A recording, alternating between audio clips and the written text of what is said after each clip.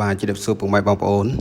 គណៈពេលនេះមានព័ត៌មានមួយដែលព័ត៌មាននេះគឺក្នុងលិខិតផ្ញើទៅក្រមប្រឹក្សាសន្តិសុខ UN ថៃបានចោទប្រកាន់កម្ពុជាយ៉ាងណាតោះបងប្អូនទៅតាមដានទាំងអស់គ្នាបាទនៅក្នុងលិខិតផ្ញើទៅក្រមប្រឹក្សាសន្តិសុខ UN ថៃចោទប្រកាន់កម្ពុជាថាបានបើកការបាញ់ប្រហារមុនលើកងទ័ពថៃលោកឈិនឆៃចៃវ៉ៃឯករដ្ឋទូតនិងជាតំណាងអចិន្ត្រៃយ៍របស់ប្រទេសថៃប្រចាំអង្គការសហប្រជាជាតិនៅទីក្រុងញូវយ៉កបានដាក់លិខិតផ្លូវការទៅកាន់ក្រុមប្រឹក្សាសន្តិសុខអង្គការសហប្រជាជាតិដែលបានចោទកម្ពុជាថាបានធ្វើសកម្មភាពញុះញង់និងបង្កអរិភាពនៅព្រំដែន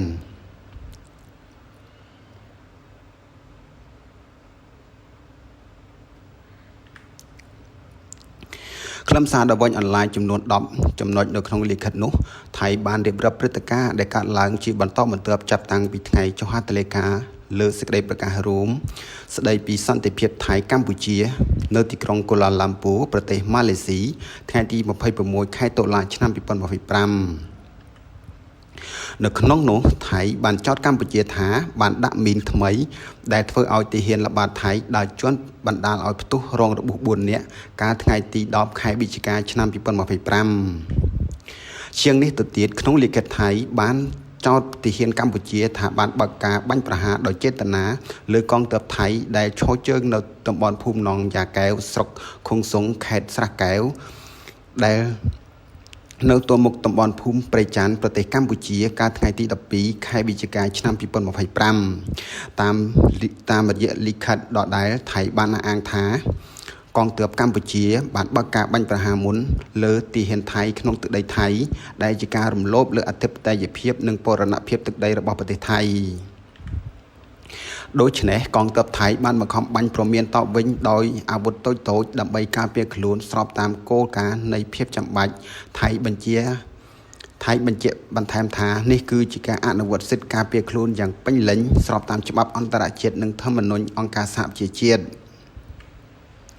ក្នុងលិខិតនោះភាគីថៃបានចោទកម្ពុជាថាបានរំលោភលើការបដិញ្ញាចិត្តរួមគ្នាក្រោមសេចក្តីប្រកាសរួមរារាំងកិច្ចខិតខំប្រឹងប្រែងរបស់គ្រប់ភាគីក្នុងការលើកកម្ពស់ដំណោះស្រាយដោយសន្តិវិធីនិង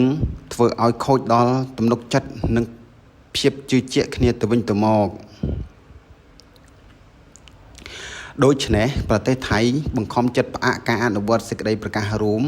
រហូតដល់អាចធានាបាននូវភាពស្មោះត្រង់របស់កម្ពុជានេះបើតាមការចុះផ្សាយដោយសារព័ត៌មានថៃ The Nation នៅថ្ងៃទី17ខែវិច្ឆិកាឆ្នាំ2025យ៉ាងណាមិញនៅក្នុងលិខិតកម្រាស់3ទំព័រភាគីថៃបាននិយាយយកល្អតែខ្លួនឯងដោយបង្ហាញថាខ្លួនជាជនរងគ្រោះតែការពិតដែលមិនអាចប្រកែកបានគឺថៃជាប្រទេសធំឈ្លានពានប្រទេសតូចជាងខ្លួនដូចជាកម្ពុជាកងទ័ពថៃបានធ្វើសកម្មភាពញុះ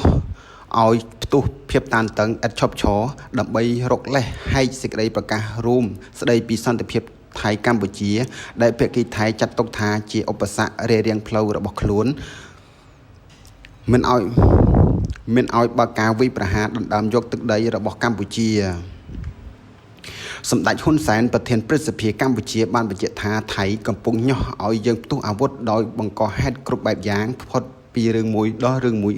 ហើយសំបីជំពាមកៅស៊ូគេបាញ់មកស្ទើរតែរាល់យប់សម្ដេចបន្ថែមថារឿងព្រំដែននេះអ្នកខ្លះប្រមាថកម្ពុជាថាវេយតែ3ថ្ងៃទេខ្លះប្រមាថថាវេយយកខេត្ត4ខែដើម្បីដោះដូរជាមួយប្រាសាទនានាប៉ុន្តែកម្ពុជាមិនបានតបតឡើយនឹងពាក្យប្រមាថមួយចំនួនកម្ពុជាមិនអួតអាងទេប៉ុន្តែកម្ពុជាមានសិទ្ធិការពារខ្លួនសម្ដេចប្រធានព្រឹទ្ធសភាបានគូបញ្ជាក់បែបនេះនៅក្នុងពេលចូលរួមពិធីបើកអនុសង្វចរៈមហាសន្និបាតមន្ត្រីសង្ឃទូទាំងប្រទេសលើកទី33ឆ្នាំ2025នាព្រឹកថ្ងៃទី17ខែវិច្ឆិកាឆ្នាំ2024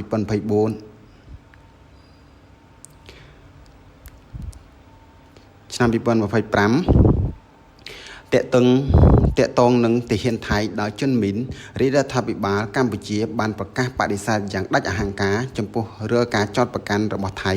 ថាកម្ពុជាបានដាក់មីនថ្មីនៅតាមព្រំដែនជាមួយប្រទេសថៃក្រសួងការបរទេសកម្ពុជាបានបន្ថែមថាវាជាការសំខាន់ដែលត្រូវកត់សម្គាល់ពីការដឹងឮយ៉ាងសុសសាយនៅការពិតថាចំការមីនភាគច្រើនតាមបណ្ដោយព្រំដែនកម្ពុជាថៃដែលបន្សល់ទុកពីជំនាន់សង្គ្រាមស៊ីវិលកម្ពុជាជិត30ឆ្នាំកន្លងមក